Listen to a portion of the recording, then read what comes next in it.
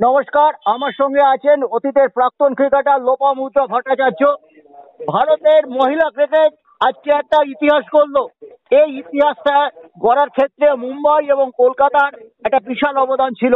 আমার সঙ্গে আছেন লোপামুদ্রা ভট্টাচার্য। সিদ্ধার্থ রায়ের উদ্যোগে ইন্দিরা গান্ধীর নির্দেশে নতু কোলে তখন সেক্রেটারি ছিলেন।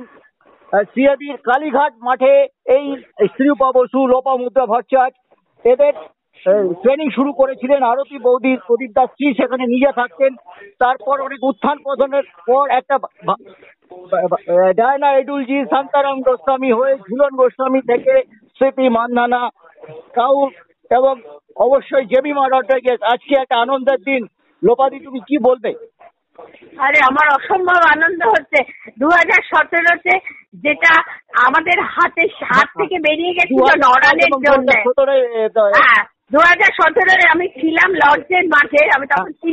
আমি তখন ইন্ডিয়া টিমের সিলেক্টর। আমাদের সামনে থেকে চলে গেছিল। সেই জন্য সেদিন এটা দুঃখ পেয়েছিলাম। আর সব দুঃখ ভুলে আনন্দে মাতোয়ারা হয়ে গেছি। আমরা দেখছি জগদ্ধাত্রী পুজোর ভাসান এখনো যাচ্ছে, তার মধ্যেই প্রচুর বাজি ফটকা পড়ছে এবং একটা হয়তো আমাদের 83 25শে জুন একটা সামথিং ডিফারেন্ট দিন। সেই দিন হয়তো ফিরবে না, কিন্তু তার একটা ঝলক এই মধ্যরাত্রে আমরা দেখতে পাচ্ছি। লোপাদি, এই যে টুর্নামেন্টটা জেতার জন্য তুমি কাকে কাকে কৃতিত্ব দেবে? আমি পুরো ইন্ডিয়া টিমকেই কৃতিত্ব দেবো কিছু না কিছু ভাবে, কারণ এটা তো দলগত খেলা, এটা ইন্ডিভিজুয়াল গেম নয়। এটা সবাই ভালো খেলেছে। আমি তো ঝাড়মান, নীতি, শেফালি, প্রতিকা রাওয়েল, দীপ্তি শর্মা, শ্রী চার্নি অসাধারণ বল করেছে, লেফট আর্ম স্পিনার। আর আমাদের রিচা ঘোষ অসাধারণ। রিচা যা ব্যাট করেছে আজকে, আমার মনে হয়েছিল বৃষ্টির আগে যদি রিচাকে নামাতো তবে হয়তো আমরা 350 রান করতে পারতাম। আমি বসে বসে আমার বাংলার 23-এর কোচ ঋতুপর্ণাকে বলছিলাম, আমার মনে হচ্ছে এখানে একটা ছোট ভুল হচ্ছে, ওকে নামালে ভালো হতো। ঠিক আছে, সব মিলিয়ে জিনিসটা ভালো হয়ে গেছে, আমরা জিতেছি। সুতরাং আর কারোর দোষটা দেখে আমরা দেখবো ইন্ডিয়া টিমের প্রোগ্রেস এবং উইমেন্স ক্রিকেটের একটা অধ্যায় শুরু হলো। নতুন অধ্যায় শুরু হলো। এবং লোপাদি, আজকে এই একবিংশ শতাব্দীর প্রথম 25 বছর পরেও যেভাবে বাংলার হলো কিছুটা আছে সুরক্ষিত, কিন্তু অন্যান্য রাজ্যে আরো বেশি বাংলার ঘটনাকে 5-কে 7 করা হয়।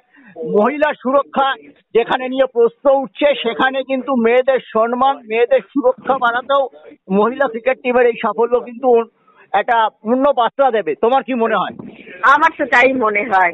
এটা উইমেন্স মানে মেয়েদের ক্ষেত্রে এটা একটা বিশাল অধ্যায় এবং মেয়েরা প্রতিবাদ এর মাধ্যমেই প্রতিবাদ করলো। এটাই দেখলাম আমি, যে দেখো আমরাও সেরা।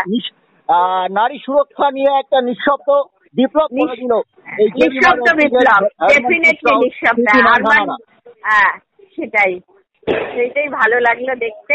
এবার আমরা বসে বসে দেখবো সব বাবা মারা যেন মেয়েদের ক্রিকেট খেলতে পাঠায়।